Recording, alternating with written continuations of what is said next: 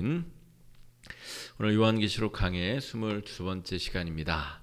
새 천사가 전하는 말이라는 제목으로 함께 은혜 나누겠습니다. 계속해서 우리가 요한계시록을 내 언어로 다른 사람에게까지 전할 수 있는 정도, 그것이 불가능하면 큰 주제라도, 세부적인 내용까지는 전할 수 없더라도 우리가 큰 주제라도 암기하고 전하면 좋겠다, 이렇게 말씀을 나누고 있고요.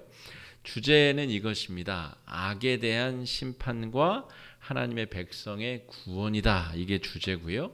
여기서 악이라고 하는 것은 하나님을 대항하여 높아진 그런 모든 세력들을 의미합니다. 이중적인 계시라고 볼 때 당시에는 로마의 황제 도미티아누스를 비롯한 스스로 높아져서 자기를 신격화한 로마의 황제와 로마를 향한 경계의 말이기도 하고, 지금 이 시대에 멸망을 향해서 최후 종말을 향해서 나아가는 우리 시대를 향하여서는 스스로 높아진 그 모든 것들, 하나님을 대항하여 자신을 높이고 하나님 없이 무엇이든 가능하다 여기는 그 모든 것이 바로 이 악이 상징하는 의미입니다.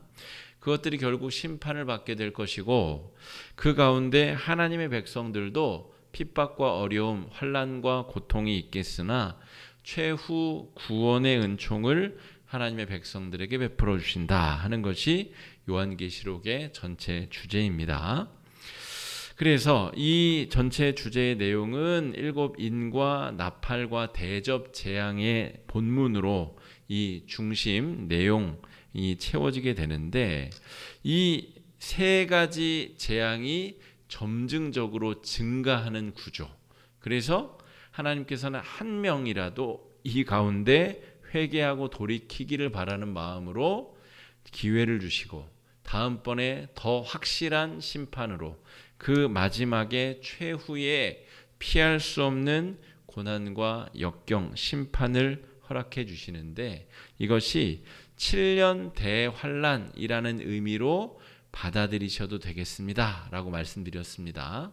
제가 요한계시록을 지금 해석해서 설명드리는 것은 요한계시록을 해석하는 여러 학자들의 다른 의견이 있고 여러 툴들이 있습니다만, 우리가 가장 안전하고 종합적으로 성경을 볼 수 있는 그런 방법을 소개하고 있는 것입니다. 그러니까 최후의 심판의 내용이 이제 7년 대환란, 여기서 7년은 7회를 말한다고 하기보다는 하나님께서 이제 최후 심판을 결정하신 날, 최후의 심판을 결정하고 실행에 옮기시는 그 완벽한 심판을 최후 7년 대환란이다, 이렇게 부를 수 있다라고 말씀을 드렸고요. 이제 7번째 대접 재앙이 시작되기 직전입니다. 15장부터 18장까지 이제 그 마지막 환란이 부어질 것인데, 그 이전에 12장에서부터 14장까지는 이 환란의 의미와 그것의 가치를 이제 설명하는 내용들을 우리가 지금 살피고 있는 중이에요.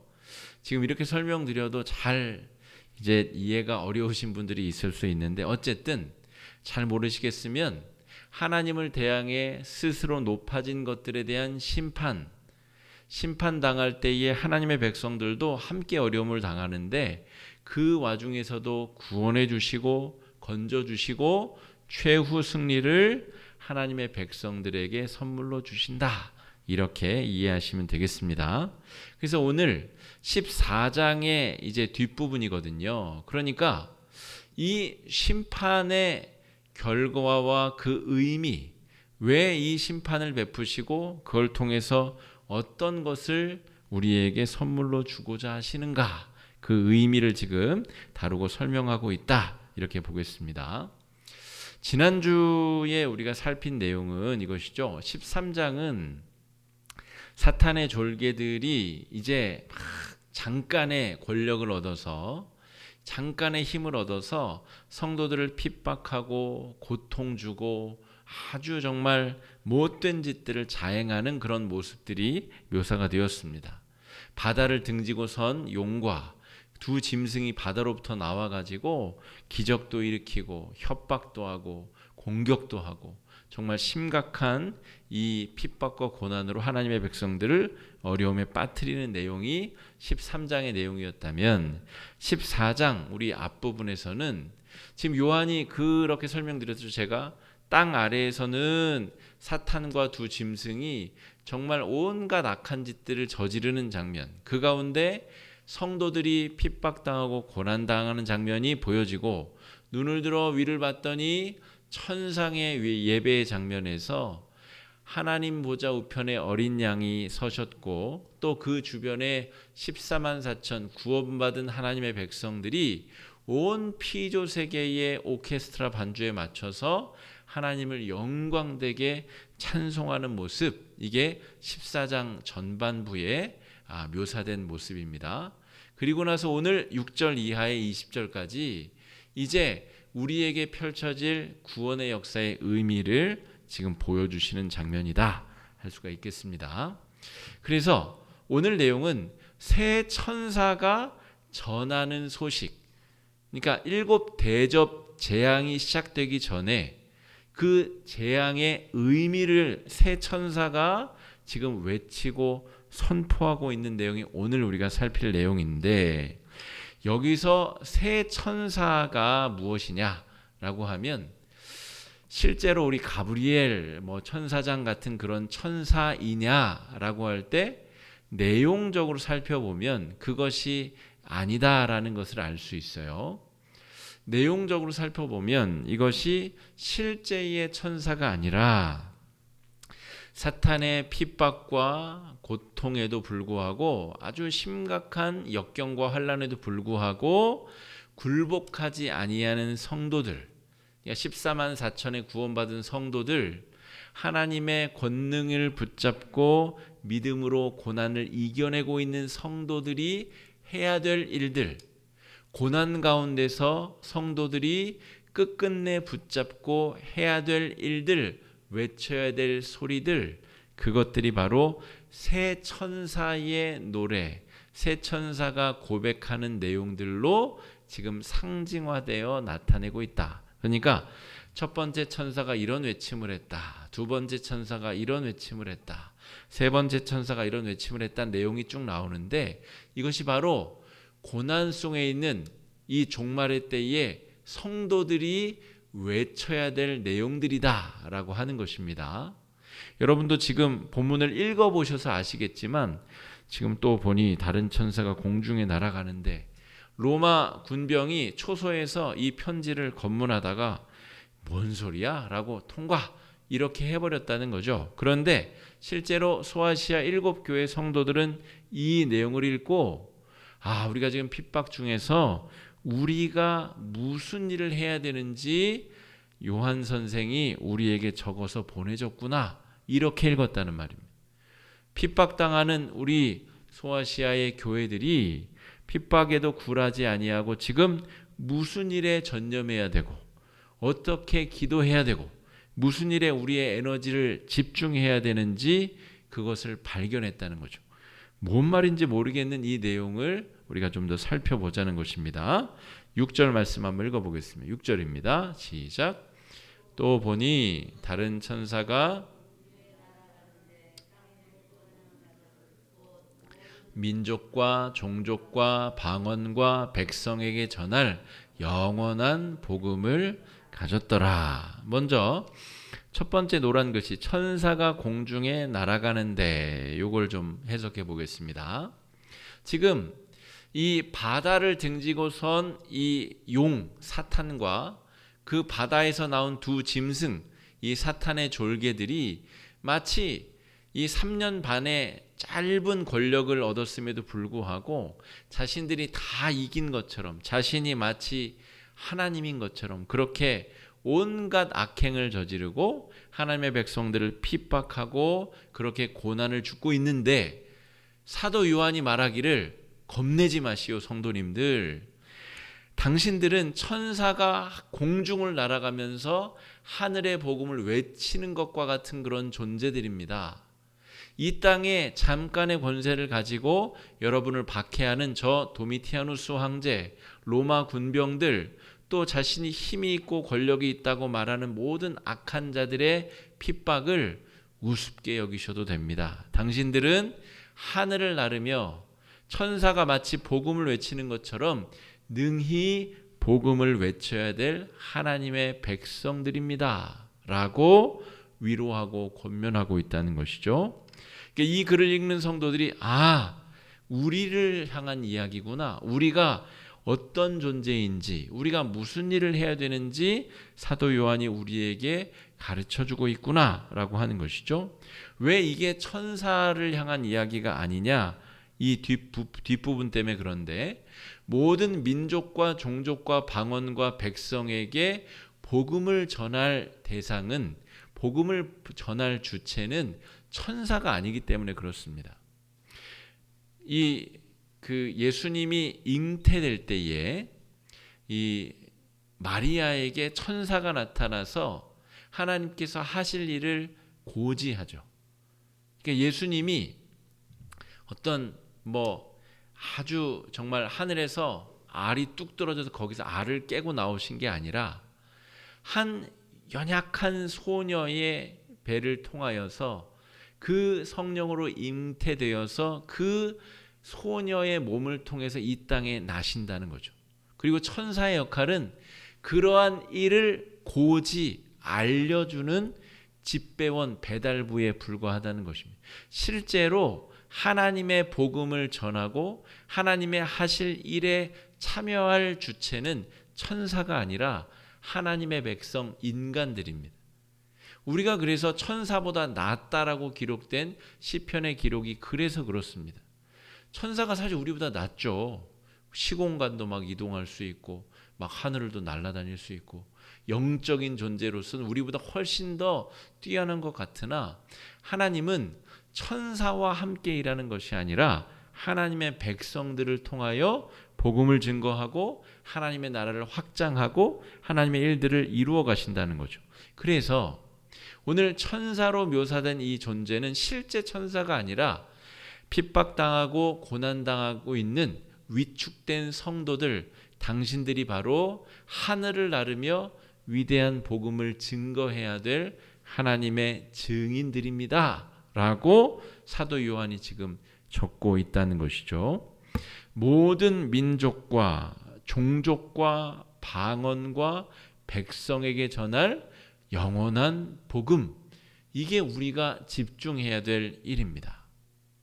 교회 공동체는 아무리 하찮아 보이고 유약해 보이고 연약해 보여도 하나님께서 우리에게 맡기신 복음을 담지한 하나님의 도구이고 하나님께서 일하시는 통로라는 사실을 우리가 밝히 기억해야 됩니다. 이 사실을 잃어버리면, 우리가 무슨 일을 해야 되는지, 왜 존재하는지를 잃어버리면 쓸데없는 일에 우리가 에너지를 쏟아버리게 됩니다. 누가 더 잘났나? 누가 더 헌금 많이 하나?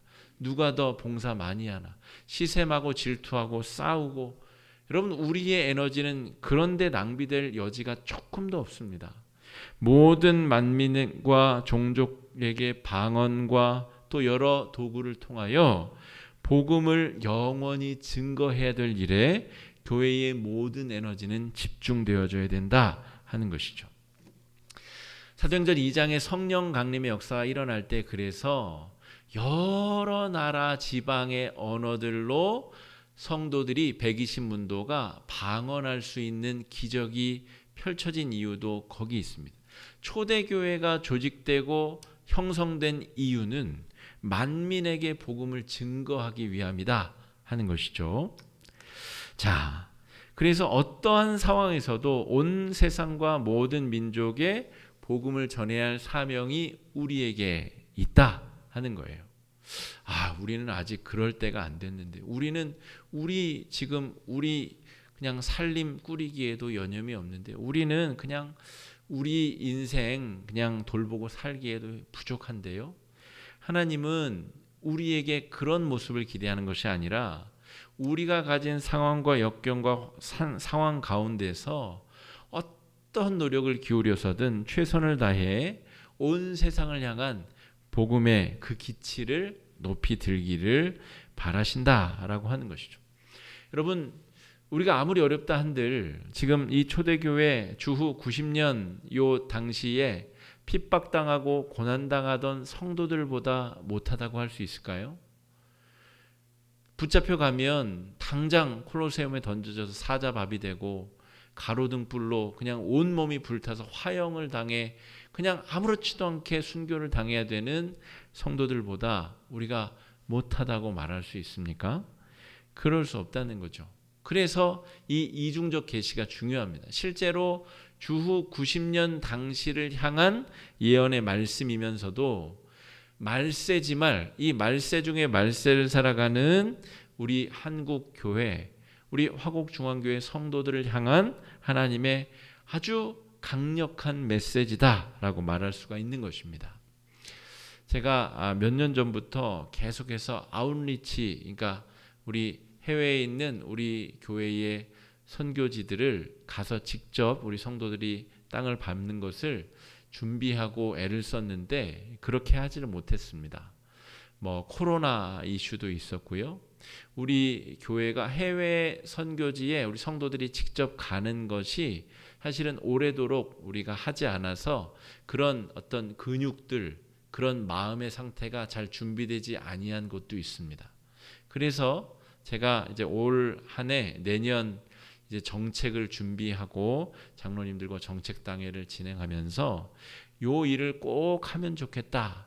우리 교회의 영적인 지향점과 에너지가 복음을 전하고 온 만방에 예수의 복음을 증거하는 데 우리 에너지가 쏟아지면 좋겠다. 실제 우리 상황을 보면 이런 거 할 수 있을까 싶을 만큼 선결 과제들이 많죠. 그럼에도 불구하고 성경 전체가 지향하고 가르치고 교회가 본질적으로 에너지를 쏟아야 될 부분이 거기이기 때문에 우리가 할 수 있는 그 여건과 상황 속에서 최선을 다해서 할 수 있는 역할들을 해야 된다는 것이죠. 그래서 우리 권사님들, 우리 집사님들, 우리 청년들 내년 그 내후년에는 더 많은 지역에 많은 사람들이 실제로 선교지의 땅도 밟아보고 그곳에서 복음을 전하는 선교사님들 손도 잡아보고 그 교회들도 방문해보고 돌아와서는 정말 내가 선교사가 된 것처럼 같이 기도도 해보고 그런 노력들이 필요하다는 것이죠. 교회의 에너지가 정말 1이라도 남는 게 있다면 모든 에너지를 긁어 모아서 우리가 해야 될 일이 이것이다 라고 하는 것입니다. 그냥 제가 무슨 기업을 경영하는 사람이 아니기 때문에 교회가 지향해야 될 목표, 교회가 나아가야 될 방향, 성경 안에서 그것을 찾고 발견한다면 바로 그것이다 라고 말할 수가 있겠습니다. 그래서 무엇을 증거해야 되느냐? 이 성도들이 아무리 악한 영들이 땅에서 정말 성도들을 핍박하고 곤란을 줘도 성도들이 하늘을 나르며 복음을 전해야 되는데 그 복음의 내용이 무엇이냐라고 하면 우리 7절 말씀 한번 같이 읽어보겠습니다. 시작. 그가 큰 음성으로 이르되 하나님을 두려워하며 그에게 영광을 돌리라. 이르렀음이니 하늘과 땅과 바다와 물들의 근원을 만드신 이를 경배하라 하더라. 성도들이 전해야 될 복음의 내용, 물론 예수 그리스도를 믿어야 구원을 얻는다. 이게 복음이죠. 그런데 실제 성도들이 전해야 될 그 내용이 무엇이냐면 지금 바로 심판이 종말이 임박해 왔다라고 하는 내용을 전해야 된다는 것입니다. 그러면서 그 심판의 때가 왔는데 우리가 천지를 지으신, 천지를 창조하신 인류의 근본이신 하나님을 애써 힘써 알자. 그 하나님이 얼마나 세상을 사랑하시고 사람을 사랑하셨는지를 알아야 되고 그 사랑의 핵심에 예수 그리스도가 있어야 된다는 것을 기억하자. 이것이 우리가 전해야 될 내용이라는 것이죠. 임박한 심판의 때와 그때 우리가 창조주를 기억하고 창조주가 우리에게 행하신 그 사랑의 사건을 우리가 기억하여 알자. 우리가 전해야 될 내용이 바로 이것이라는 것입니다. 여러분, 임박한 심판, 여러분, 주님 오신다고 한 이후로 2000년간 아직 안 오셨는데요. 그러니까 우리가 조금만 더 머리를 잘 쓰면 앞으로도 2000년 동안 안 오실 것이 분명할 것 같은데요. 자기가 똑똑한 것 같죠. 그런데 그러지 않습니다. 이 역사의 종말이 언제 올지는 예수님 자신도 모른다라고 말씀하셨기 때문에 마태복음 24장에. 그러니까 그 날과 그 시는 우리가 알 수 없죠. 그러나 인류 역사의 종말의 때는 알 수 없지만 우리 개인적 종말의 때가 언제든 곧 온다는 사실은 우리 모두가 너무나 잘 알고 있습니다. 그러니까 인류 역사의 종말의 때이든 개인적 종말의 때이든 그 종말의 때가 언제 임할지 알지 못한다라고 하는 것이죠. 월드컵이 열리고 있는데 저 덴마크의 경기가 어제 간밤에 있었어요. 덴마크의 아주 유명한 축구 선수 중에 한 명이 작년인가 이 경기장에서 심장마비로 쓰러졌어요. 그러니까 심장이 멈춘 거죠. 그래서 응급처치를 해가지고 가까스로 심장 제세동기를 이 심장에 이식하고 재활해서 6개월 만에 오늘 새벽에 경기를 했습니다. 그래서 온 세계 축구 팬들이 그 사람의 어떤 어떤 회복과 재기를 아주 축복해주고 그랬어요. 여러분, 축구 선수가 얼마나 몸에 신경을 쓰고 건강에 또 최선의 아마 버는 수익의 상당 금액을 자신의 건강을 관리하고 체크하고 건강을 살피는 데 쓰지 않겠어요? 그런데 경기 도중에 심장이 멎을 줄 누가 알았겠어요? 여러분, 우리가 언제 하나님 앞에 부름을 받을지, 언제 개인적 종말이 우리에게 임할지 아무도 알 수 없습니다. 모든 걸 아는 것처럼 그렇게 교만하게 우리가 굴어도 절대 우리 앞의 인생을 우리가 한순간도 감히 예측할 수 없다는 것이죠. 임박한 심판의 때가 우리 앞에 있는데 창조주를 찾고 창조주를 기억하고 창조주의 그 사랑을 경험해야 삽니다. 이것을 우리가 이 세상 가운데 전할 수 있어야 된다는 것이죠. 여러분, 그것이 성도들, 우리 이 말세지말 교회에 주신 하나님의 사명이다라고 하는 것입니다. 그러면서 둘째 천사가 이제 또 지나갑니다. 둘째 천사가 외친 내용은 이것이죠.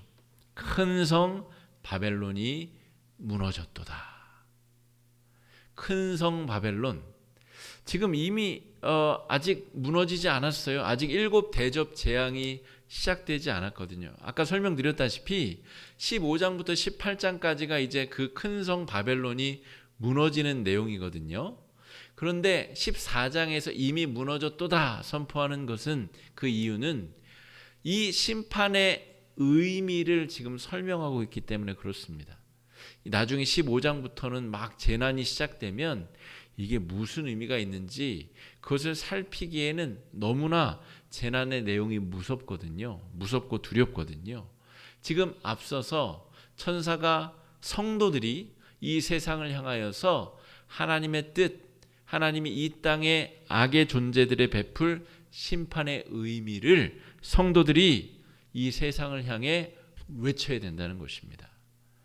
힘있고 권력 있어 보이지만 사탄의 졸개들의 그 멸망할 미래의 모습을 보잘것없어 보이고 연약한 성도들이 힘차게 외쳐야 된다는 것이죠.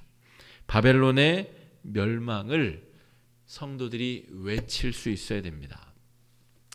여기서 바벨론이라고 하는 것은 아주 역사가 깊습니다. 성경의 유래적 역사, 바벨탑, 바벨론, 이름이 비슷하죠. 그러니까 이 바벨론은 이 지금의 이라크 땅을 의미하거든요. 그러니까 고대 바벨론이 있고 신흥 바벨론이 있고, 이 바벨론은 이 수메르 문명, 그러니까 메소포타미아 문명이 인류 역사상 가장 오래된 문명인데, 가장 오래된 강의 물줄기가 시작되는 근원이고 에덴 동산의 위치가 그곳일 것이다 추측하는 사람들도 많고요. 그러니까 정말 아주 오래전부터 문명이 싹트고 또 정말 축복과 귀한 은혜가 넘쳤었던 그런 땅인데, 그곳에서 사람들이 하나님을 잘 경외하고 믿고 섬기고 살았던 것이 아니라 먹고 살기 좋은 땅에서 사람들이 교만의 탑을 쌓고 그곳에 죄악의 성을 쌓았으며 하나님 앞에 온갖 교만한 죄악들을 저지르는 죄악의 온상이 되었다. 그래서 여러분, 남유다가 멸망할 때 어느 제국에 멸망하죠? 바벨론 제국에 의해 멸망하죠. 그래서 그 바벨론 제국이 정말 위대한 것 같으나 그 바벨론 제국의 멸망, 심판, 하나님께서 페르시아, 고레스 주의 종을 통하여 바벨론을 치고 하나님의 백성들을 다시 예루살렘으로 돌아오게 하시죠. 이런 아주 유서 깊은 이 멸망의 제국이 바벨론입니다. 그러니까 바벨탑이 세워진 터이며 욕망과 성취만이 존재하는 땅이며 교만한 사람들의 삶의 자리가 바로 바벨론이다. 그러니까 큰 성 바벨론이 무너졌도다. 우리가 선포해야 될 복음의 내용에 이 내용이 있다는 것이죠. 둘째 천사의 외침, 큰 성 바벨론이 무너졌도다. 8절 말씀 한번 읽어보겠습니다. 8절입니다. 시작. 또 다른 천사 곧 무너졌도다 큰 성 바벨론이여 모든 나라에게 그의 음행으로 말미암아 진노의 포도주를 먹이던 자로다 하더라. 우리 성도들이 기복주의를 경계하고 피해야 될 이유가 여기 있습니다. 여러분, 예수 믿으면 복을 받는 게 사실이고 복을 받는 것이 지당한 일이지만 복 자체가 그리스도인들의 목적이 되어서는 절대로 안 됩니다. 오늘 이 바벨론이 지향하는 바가 금은보화거든요. 가나안 땅에 바알과 아세라 종교가 지향했던 바가 바로 이 잘 먹고 잘 사는 부자가 되는 것이었거든요. 그런데 지금 둘째 천사, 우리 성도들이 이 세상을 향해 외쳐야 될 복음의 핵심적인 내용은 잘 먹고 잘 사는 게 다가 아닙니다. 여러분, 자식들 교육시키느라고 교회도 안 보내고 이런저런 돈 버느라 신앙생활을 엉터리로 하고 주일 성소도 하지 아니하고, 그래서 돈 많이 벌고 승진하고 잘 먹고 잘 살면 행복할 것 같습니까? 그렇지 않습니다. 큰 성 바벨론은 무너집니다. 이런 복음을 성도들이 세상 가운데 온몸으로 외쳐야 된다는 것이죠. 세상 사람들과 똑같이 살아가면서 이러한 외침을 하지 못하면서 그냥 예수 믿고 복 받고 잘 먹고 잘 사는 기복주의적 신앙을 가지고 살면 절대로 이런 복음을 세상 가운데 외칠 수 없다는 것이죠. 그래서 여러분, 요한계시록 말씀은 굉장히 중요하면서도 우리에게 도전을 주는 말씀입니다. 우리가 무슨 지향점을 가지고 살아가는지 우리 자신을 돌아봐야 되고, 말씀대로 선포하고 살기 위해서는 실제로 우리가 이런 지향점을 포기해야 되기 때문에 그렇습니다. 예수를 믿는 목적은 예수님 자체에 있는 것이지 예수 믿어서 부자가 되는 것이 절대로 아니기 때문에 그렇습니다. 바벨론적 야망과 바벨론적 그 음흉한 속셈을 물리치도록 교회가, 성도들이 이 세상을 향해 외쳐야 되는 것이죠. 이게 교회가, 성도들이 말세지 말에 이 세상을 향해 외쳐야 될 내용이다 말할 수 있습니다. 세 번째 천사가 외칩니다. 성도들이 외쳐야 될 이 세 번째 천사의 외침, 어디에 속해 누구를 따를 것인지를 결정해라 라고 하는 것입니다. 9절 말씀 한번 읽어보겠습니다. 시작. 또 다른 천사 곧 셋째가 만일 누구든지 짐승과 그의 우상에게 경배하고 이마에나 손에 표를 받으면 10절입니다. 그도 하나님의 진노의 포도주를 마시리니 그 진노의 잔에 섞인 것이 없이 부은 포도주라. 거룩한 천사들 앞과 어린 양 앞에서 불과 유황으로 고난을 받으리니. 이쯤 되면 여러분, 왜 하나님께서 사탄과 그 졸개들에게 이 세상에서 위세를 떨칠 수 있도록 기회를 주셨는지 깨달으셔야 됩니다. 지금까지는 잘 우리가 깨닫기 어려워요. 왜 하나님 저 마귀에게 이 3년 반이나 위세를 떨칠 기회를 주셨나요? 왜 그동안 성도들 막 죽어나가도 하나님 가만히 내버려 두셨나요? 이해할 수 없는 고난의 문제에 대해서 우리가 그 힌트를, 흔적을 이 9절 10절을 통해서 발견할 수 있다는 것이죠. 선택하라는 것입니다. 마귀가 전능한 것처럼 자기의 이 속셈을 가리고 위장하여 속이고, 또 그것으로 막 협박하고 겁박하고 아주 힘들고 어렵게 성도들을 압제하고 고난을 줄 때에도 우리가 하나님 편에 서기로 결정할 것인가. 그래서 여러분, 끝끝내 하나님 편에 서는 성도들의 숫자는 적을 수밖에 없습니다. 이게 누구나 다 가는 아주 탄탄대로를 걷는 것처럼 보이지 않기 때문에 믿음을 지켜서 믿음의 항해를 떠나는 이 성도들의 길은 아주 협소하고 좁고 아주 그냥 천길 낭떠러지로 떨어질 것 같은 위기를 계속해서 돌파해 가야 하나님의 그 영광의 나라에 14만 4천의 그 합창대원의 구성원으로서 고백하고 찬송할 수 있다는 것이죠. 인류 역사상 수십억 수백억 명의 사람들이 이 땅에 존재했는데 왜 천상의 예배를 드리는 하나님의 백성들이 14만 4천밖에 안 될까? 물론 이거는 상징적인 숫자라고 거듭 말씀드렸습니다.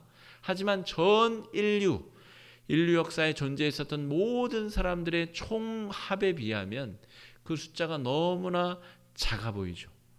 여러분, 우리가 믿음을 지키고 하나님의 백성으로 정말 귀한 천사들의 외침을 우리의 입으로 전하며 나아가는 길은 절대 만만하거나 쉬운 길이 아니라는 것을 기억해야 됩니다. 우리가 언뜻 잘못 선택해서 이 사탄과 마귀의 길을 선택하면 그들이 멸망당할 때에 똑같이 멸망당하게 될 것이다. 그 이야기입니다. 어려운 말로 써 있지만 첫 번째, 두 번째 천사의 외침대로 우리가 외쳐야 되고, 정말 우리가 환난 중에서 마귀가 이끄는 길로 획하당 넘어가지 아니하고 믿음을 지키지 아니하면 그 사탄이 심판받고 영원한 무적에게 갇히게 될 때에 하나님의 백성들 거기 딸려 들어갈 것을 유념하고 조심해라, 그 내용입니다.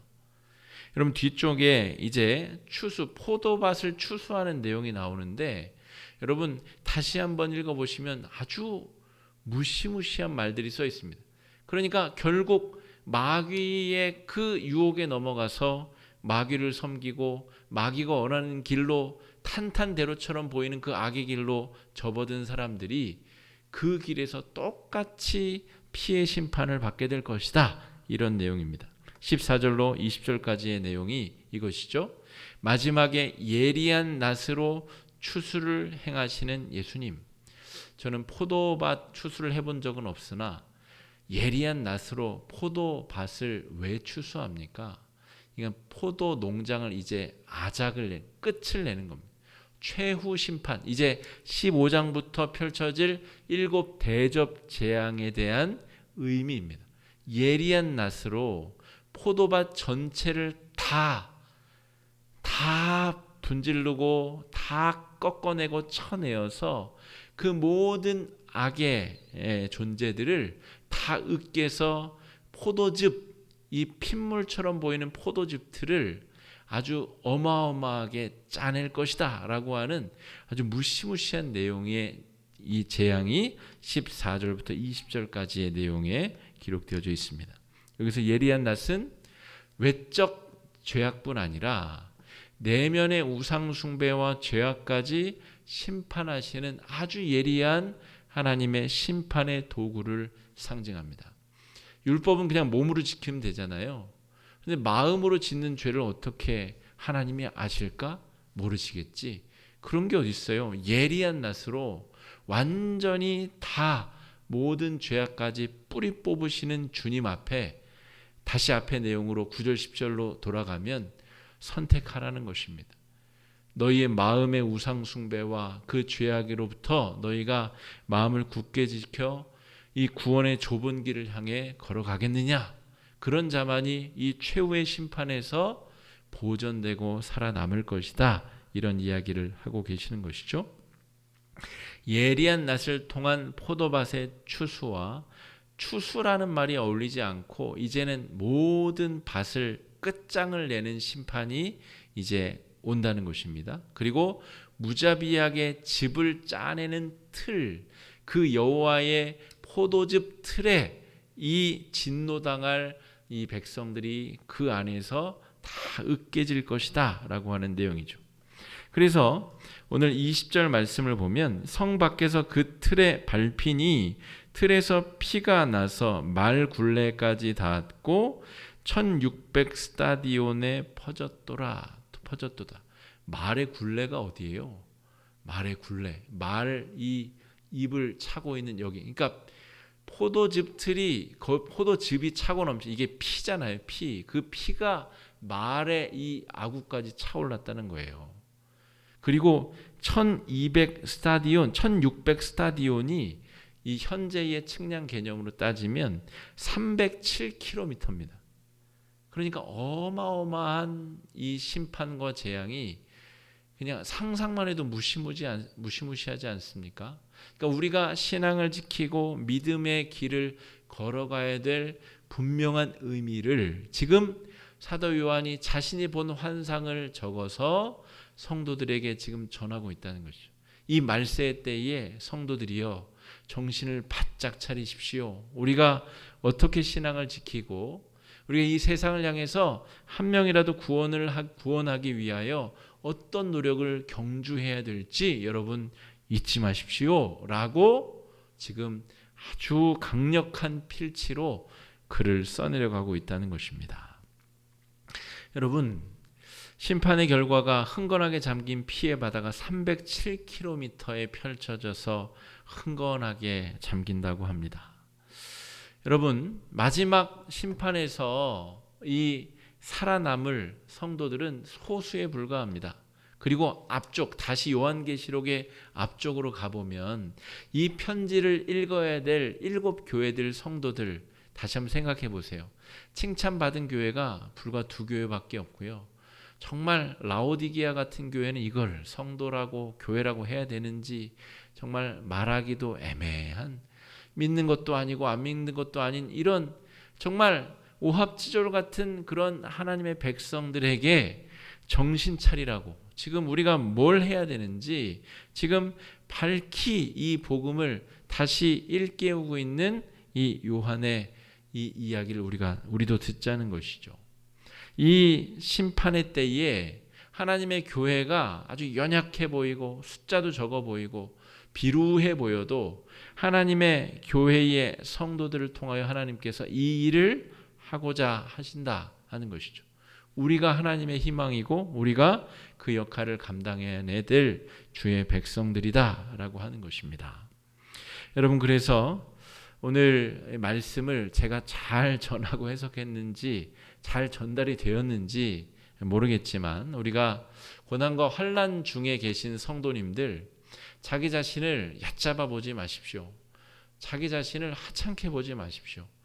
내가 예수 믿고 구원받아 하나님의 정말 귀한 권속으로 하나님의 백성으로 하나님의 자녀로 지금까지 여기까지 우리가 왔다면 우리는 이 말씀대로 살아갈 하나님의 은혜의 백성들이고 그 구원의 소식을 전해야 될 하나님의 권속들이라는 사실을 절대 잊지 마시기 바랍니다. 고난과 환난 중에서도 소망을 품고 복음을 증거하며 승리하시는 귀한 남은 한 주가 되시기를 주의 이름으로 축복합니다.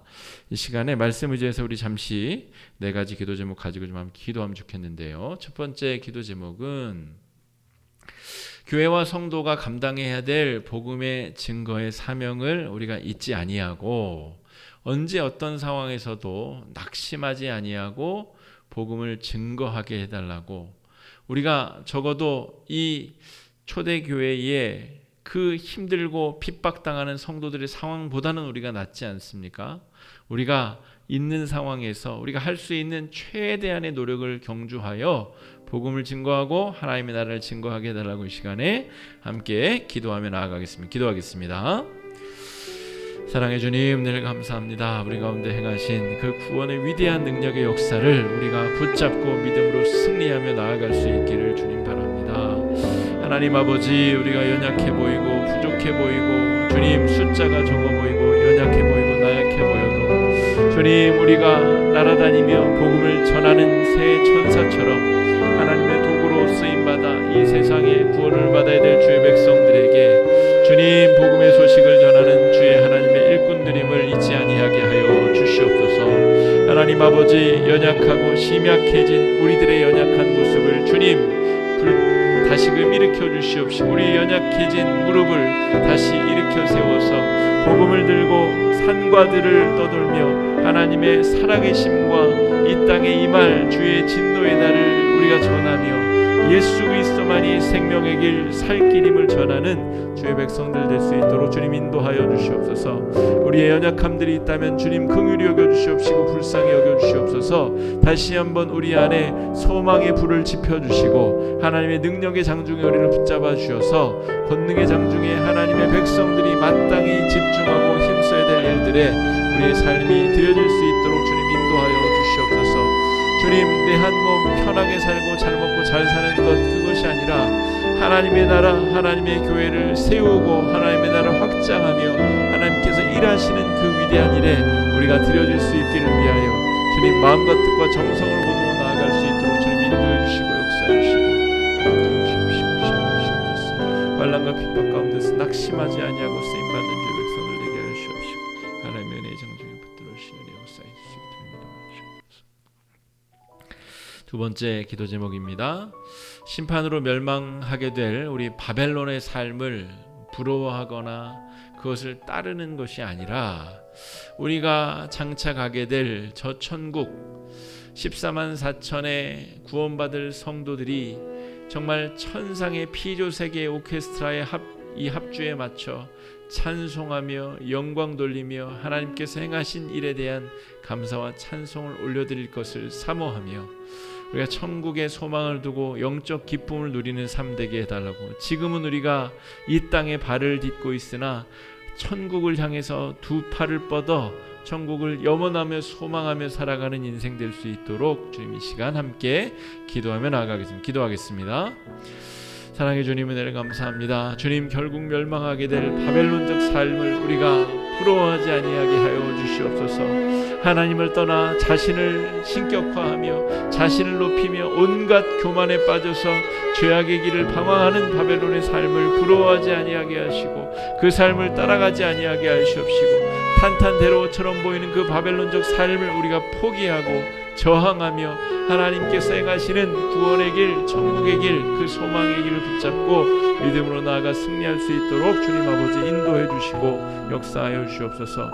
우리 가운데 행하실 주의 역사를 사모하며 바라보며 믿음으로 나아가기를 원합니다. 하나님 아버지, 우리의 연약함을 주님 붙들어 주셔서 우리의 영혼의 심약함을 주님 붙들어 주셔서 강건케 하여 주시고 주님, 바벨론적 삶이 아니라 하나님의 권능의 장중에 붙들린 삶, 천국을 바라보며 주님 하늘을 바라보며 천국 소망을 품고 믿음으로 걸어가는 은혜의 삶을 살 수 있도록 주님 역사해 주시고 인도해 주시옵시고 주장해 주시고 함께하여 주시기를 간절히 소망하오니 성령의 능력으로 붙잡아 주시옵시고 인도해 주시옵시고. 세 번째 기도 제목입니다. 우리 한국 교회를 회복시키셔서 우리 세계 가운데 복음 전도에 우리 천병으로 우리 쓰임 받게 해달라고. 한국 교회가 여러 가지 이유로 특별히 코로나 시대에 많이 위축되고 또 성도들도 많이 어려움을 당하고 그로 말미암아 저 선교지의 후원이 끊겨지고 선교지의 선교를 향한 열정이 줄어들고 있는 우리 한국 교회가 다시 한번 힘을 내고 온 세계에 흩어진 선교사님들을 돕고 후원하며 선교에 앞장서는 세계교회의 선교를 이끌어가는 그런 한국교회가 될 수 있도록 이 시간 위에서 함께 기도해 주시기 바랍니다. 기도하겠습니다. 사랑의 주님, 은혜를 감사합니다. 주님, 온 세상에 복음이 증거되기 원하는 하나님의 뜻을 받잡고 쓰임받는 한국교회가 되게 하여 주시옵소서. 한국교회가 자기 집 크게 짓고 자기 집 예쁘게 꾸미는데 그렇게 정신과 에너지를 집중하지 아니하게 하여 주옵시고, 우리가 정말 집중해야 될 일, 온 세계에 흩어져 복음을 증거하고 하나님 나라를 확장하고 하나님께서 행하실 일들을 전하고 나누는 일에 우리의 교회의 에너지가 집중되게 하여 주시옵시고, 하나님께서 행하시는 위대하고 아름다운 역사에 우리가 꿈꾸며 바라보며 믿음으로 나아갈 수 있도록 주님 인도해 주시옵소서. 지금 이 순간에도 주님, 자기 생명 아끼지 아니하고 복음을 증거하기 위하여 헌신하는 선교사들을 주님 축복하여 주시옵시고, 그들의 선교지에 복과 은혜를 덧입혀 주시옵시고, 주님, 그들이 하고자 하는 일에 주님 하나님 나라가 활짝 열려지는 아름다운 역사 있게 하여 주시고, 아름다운 의의 열매들이 맺혀지게 하여 주시고, 그 은혜의 은혜의 장에 우리 한국교회가, 우리 화곡주연교회가 동참하고 쓰임받으며 하나님께 영광 돌릴 수 있도록 아버지 인도해 주시옵시고 주여 주시옵시고 역사해 주옵소서.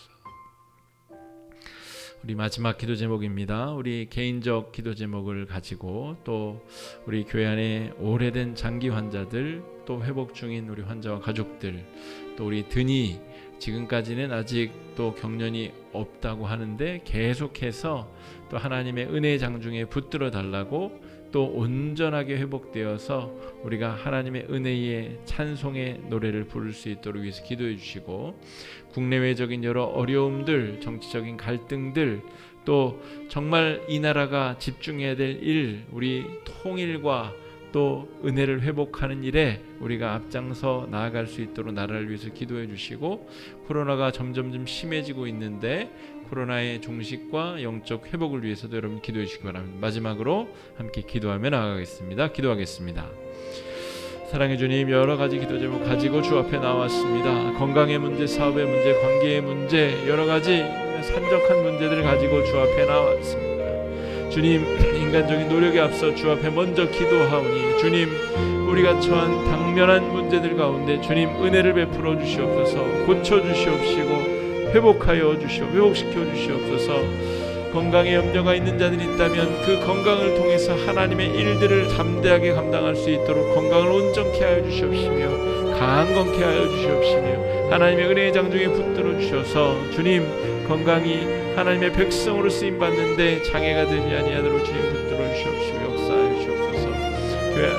주님, 오랜 병마와 싸우고 있는 우리 환자들 주님의 피 묻은 손으로 안수하여 주시고 고쳐주셔서 회복시켜 주시고, 특별히 우리 드니 그 어린 심령 주님, 다시는 어려움을 당하지 아니하도록 주님 은혜의 장중에 붙들어 주시고 회복시켜 주시고 치유하여 주시고 온전케 하여 주시기를 간절히 소망합니다. 국내적인 어려움 상황 가운데서도 이 나라 이 민족을 사랑하시는 주님, 더 이상 큰 어려움 당하지 아니하도록 뜻과 마음과 힘을 모두 합쳐서 이 위기를 함께 잘 극복해 나갈 수 있도록 위정자들을 붙잡아 주시고, 주님, 정치인들이 하나님을 두려워하는 마음으로 주님 힘을 합치고 마음을 합칠 수 있도록 인도하여 주시옵시고, 주님, 이 나라 이 민족이 정말 집중해야 될 통일의 문제, 영혼 구원의 문제에 온 나라가 주님 집중할 수 있도록 역사해 주시고 인도하여 주시기를 간절히 소망합니다. 코로나의 위기를 주님 잘 극복해낼 수 있는 한국이 될 수 있도록 하여 주시옵시고, 한국교회가 이 코로나의 위기를 잘 극복하고 또 그 어려움을 통하여서 하나님의 나라의 아름다운 일들을 만들어 나갈 수 있도록 주님 역사해 주시고 인도해 주시옵시고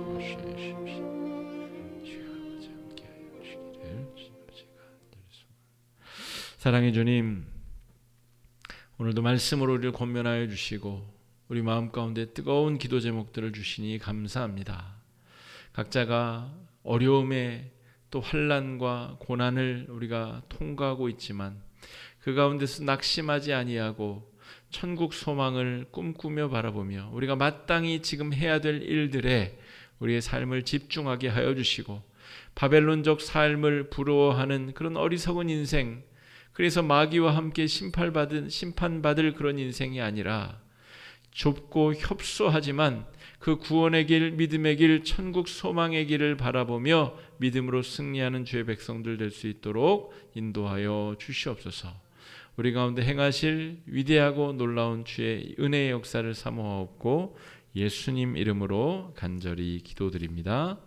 아멘. 하늘에 계신 우리